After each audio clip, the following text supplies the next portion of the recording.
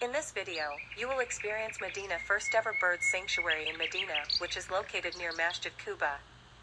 The sanctuary features more than 300 birds and 20 to 30 different types of birds.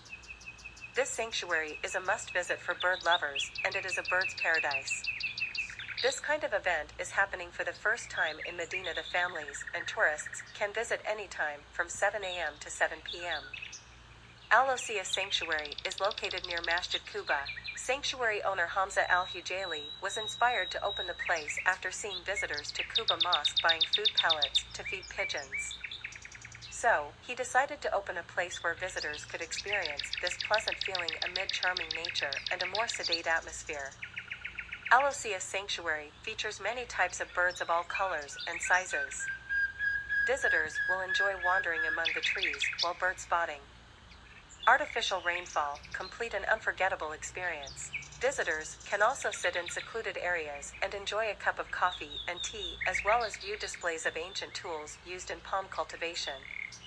The owner is planning to open a small museum that displays many more similar implements in the future.